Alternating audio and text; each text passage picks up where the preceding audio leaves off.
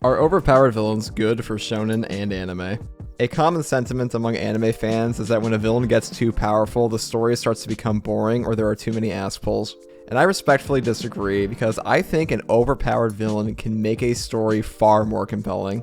The real issue is not the overpowered villains themselves, but the execution of how they're defeated. I'm going to point to a couple examples, and that nobody was upset when Miriam got blown up by a nuke. But people were upset when Mahoraga turned into a giant rabbit goddess. But what's the difference? They're both dead and they both got removed from the story. Well, in Hunter x Hunter's case, his death was the expertly written and satisfactory end of his entire character arc. While in Madara's case, him turning into a giant rabbit was just one extra fight for our protagonist. And while Kaguya was also incredibly powerful, the way Naruto and Sasuke had to stop her was just high-five her at the same time. So the issue really isn't the actual overpowered villain, it is the nature of their defeat. And this brings me into Jujutsu Kaisen, because right now in the manga of Jujutsu Kaisen, Ryoma Sukuna has become ridiculously powerful. But I think that Jujutsu Kaisen is handling this well so far, because unlike most series with overpowered villains, we have a character like Gojo Satoru that is more or less in the same general league of Ryoma Sukuna.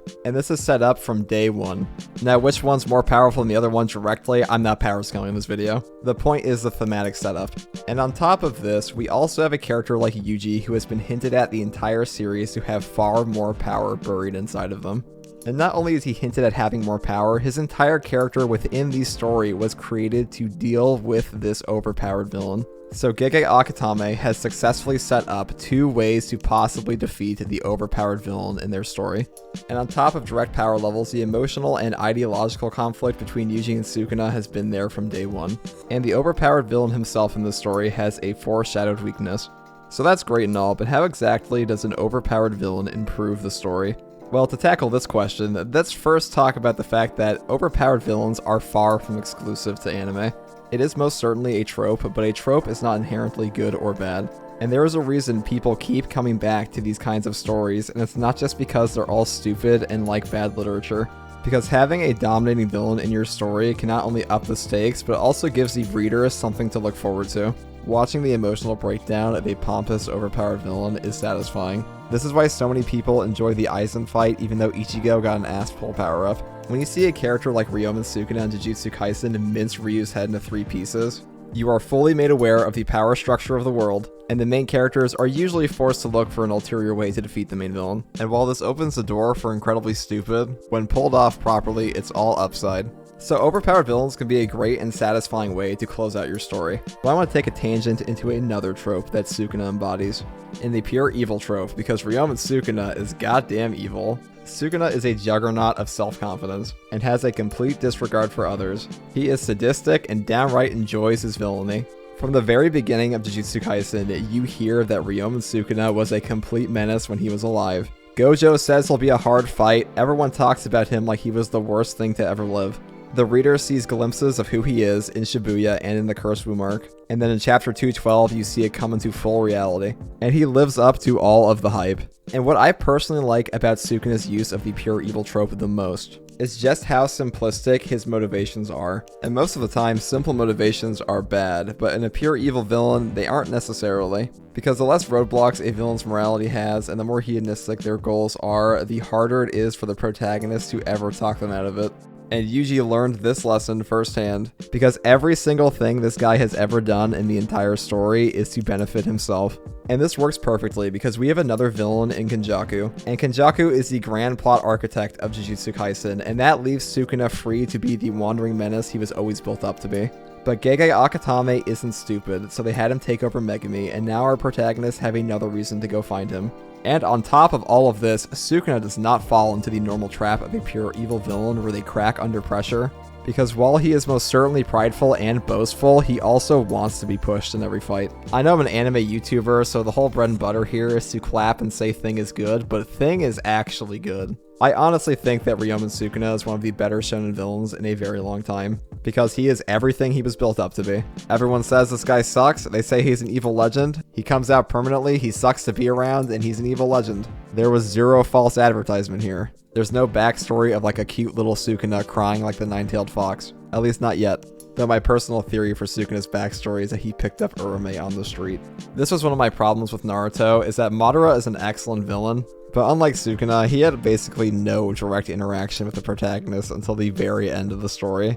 And where a large part of why Naruto wanted to fight Pain was to stop the guy who killed his sensei Jiraiya, Madara just had a world-ending plan, and Naruto met him at the very end and just said, "I'ma beat your ass, believe it."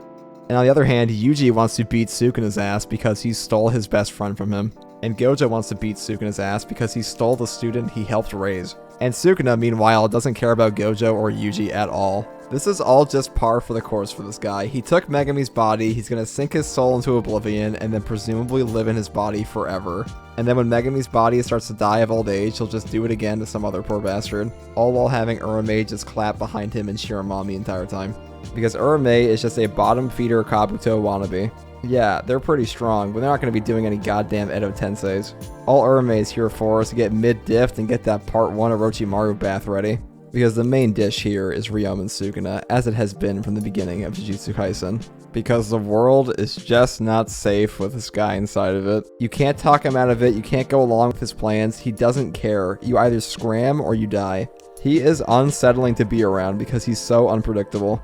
After Yuji ate 10 fingers and Sukuna manifested at 15 fingers for the first time, cursed spirits and humans alike were terrified of him. This guy shaved the top of Jogo's head off because he didn't bow low enough. He is the only character so evil in the series that his own cursed energy itself is malevolent. Characters literally feel evil permeating from him. People talk about the inner demon trope in anime all the time, especially in relation to Ryoma and Sukuna, and I can see why, because he's really what most people thought the nine-tailed fox would be in Naruto. Because in one chapter in Shibuya, Ryoma and Sukuna's body count was officially higher than the nine-tailed fox had in over a decade of Naruto. Though I will say they're probably pretty close if this thing had landed.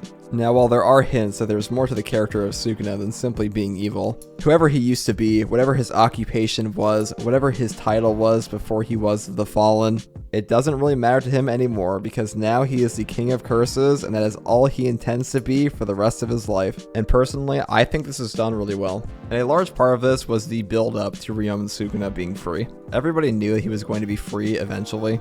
But once he is finally free, I love to see the reactions of all these characters. Characters like Uro and Ryu are obviously losing their minds because they've been around for a long time and they've probably heard about him already. And it's been 1,000 years for our modern day characters, so they have less of a grasp of how strong this guy probably was. But in chapter 220, we get to see that characters like Ui, they are frightened at the prospect of having to fight him. And I love this because we get to finally see the characters are forced to deal with the reality that the guy they only ever heard about in a legend is finally back. Because hearing about Ryoma and Sukuna is a lot different than hearing you have to fight Ryoma and Sukuna. From the very beginning of the story, we see that even Gojo Satoru, the strongest sorcerer alive, takes this topic seriously. And I think that Gege used these tropes effectively and has continued to use them effectively. Is it perfectly done? No, but no story is perfect. But I think that Sukuna's build-up and payoff has been consistent, especially for a weekly series. Not every author is given enough time to craft a villain like Griffith, but that's just my opinion, and I want to hear yours. Do you think that Sukuna is an overpowered villain done right, or do you think he's too strong for the story? Comment below and let me know, and if you like videos like this, subscribe for more. And as always, thanks for watching.